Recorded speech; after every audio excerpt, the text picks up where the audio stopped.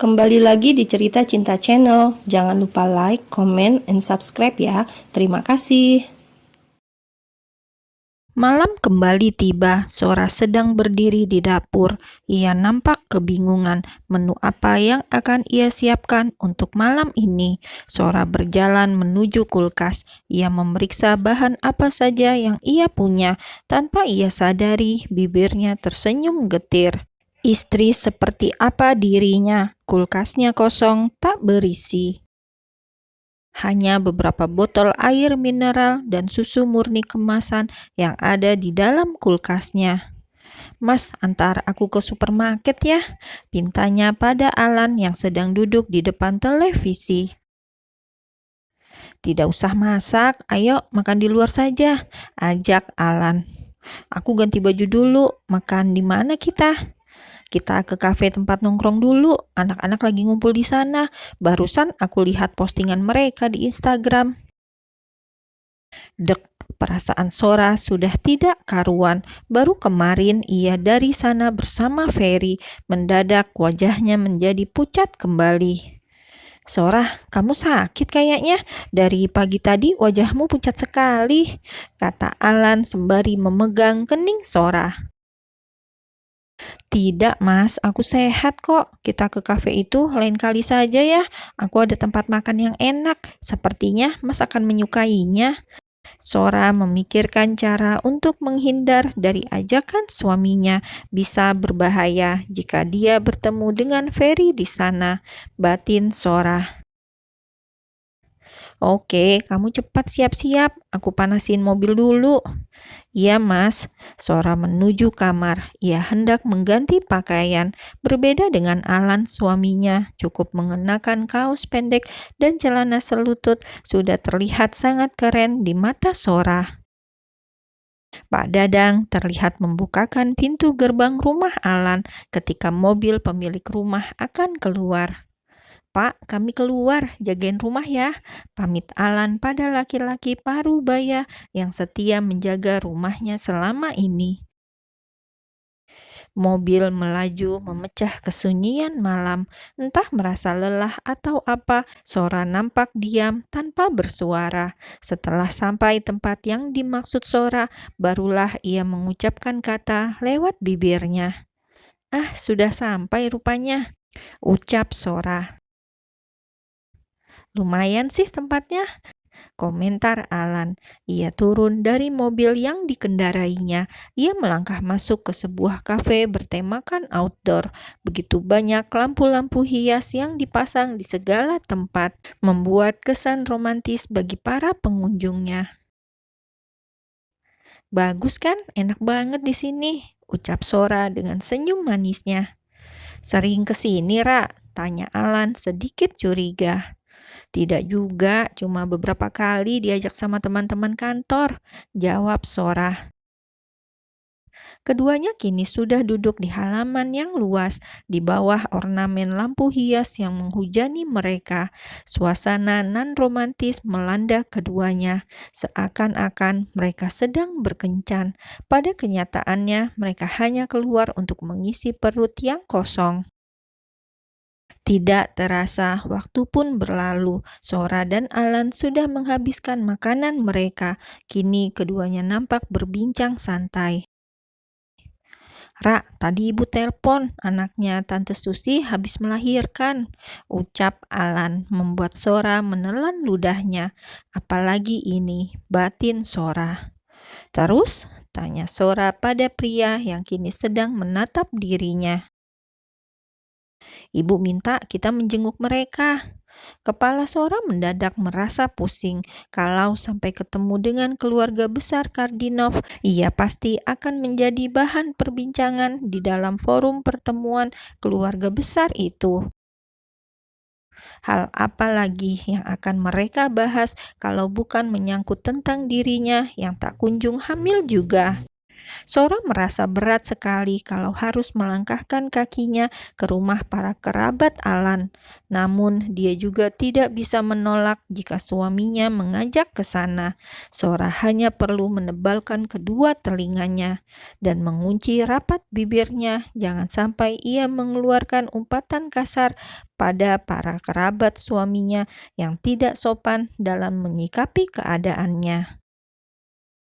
Kebanyakan mereka menganggap Soralah yang mandul, tidak bisa memiliki keturunan. Padahal ia dan Alan sudah sama-sama memeriksakan diri ke rumah sakit. Hasil pemeriksaan menyatakan keduanya subur. Hanya saja memang ada sedikit masalah pada kandungan Sora, tetapi semua sudah ditangani pihak dokter. Keduanya benar-benar subur, hanya Tuhan belum memberikan kepercayaan pada mereka untuk mendapat sebuah momongan. Pernah suatu kali mereka berencana mengangkat anak dari panti asuhan, namun urung karena pihak keluarga menolak dengan mentah-mentah. Alhasil gagallah mereka mengadopsi anak. Entah berapa kali jarum suntik menembus rahim Sora lewat perutnya hanya untuk beberapa program kehamilan. Namun hasilnya nihil, tidak membuahkan apapun. Justru kecewa dan kecewa yang mereka dapat. Oleh sebab itu, untuk saat ini keduanya memilih menjalani hidup seperti apa adanya.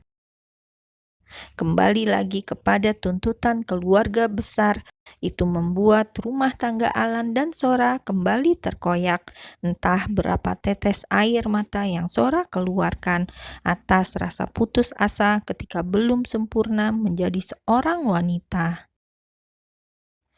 Ra, Sora tidak menyahut ketika suaminya memanggil namanya. Ia terlanjur asik tenggelam dalam lamunannya.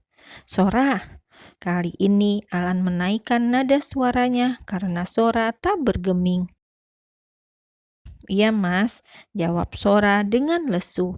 Pikirannya terbang ke acara keluarga yang akan dihadiri bersama sang suami nanti. "Mikir apa kamu, Ra?" tanya Alan yang penasaran dengan hal yang ada dalam kepala istrinya. "Aku hanya memikirkan jawaban apa nantinya yang akan kuberikan pada keluarga besar Mas nanti." "Tidak usah dipikirkan." Alan seakan tahu isi hati dari istrinya. "Bagaimana tidak dipikirkan bila semua orang menanyakan pertanyaan yang sama?"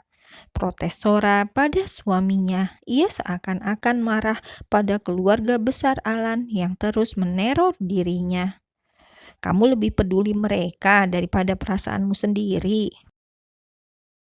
"Bukan begitu, aku hanya tidak suka mereka seakan menjadi hakim dalam kehidupanku." "Jangan dipikirkan, kamu cukup memikirkan aku dan dirimu sendiri, Ra," pinta Alan. "Sudahlah, bila membahas tentang ini tidak akan ada habisnya." Sora bangkit dari kursinya. Ia beranjak dari sana menuju tempat parkir. "Tunggu, Sora." Alan menghentikan langkah Sora. Ia menyambar tangan istrinya. "Sudahlah, ayo kita pulang. Sudah malam, aku lelah," ucapnya lirih. "Kamu cemburu, Ra? Bersabarlah. Jika waktunya tiba, mungkin kita akan memilikinya." "Siapa yang cemburu? Mana mungkin aku cemburu pada kebahagiaan orang lain. Aku justru ikut senang dengan kelahiran baru di keluarga besar, Mas."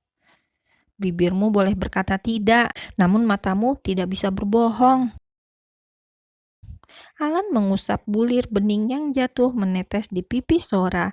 Ia tahu betul istrinya kini sedang iri dengan anak tantenya yang baru beberapa bulan menikah, kini sudah melahirkan. Sedangkan mereka sudah cukup lama menikah namun tidak kunjung diberi keturunan. Ia seakan tahu semua yang dirasakan Sora. Alan hanya mampu menghapus air mata Sora. Tidak ada lagi yang bisa ia lakukan.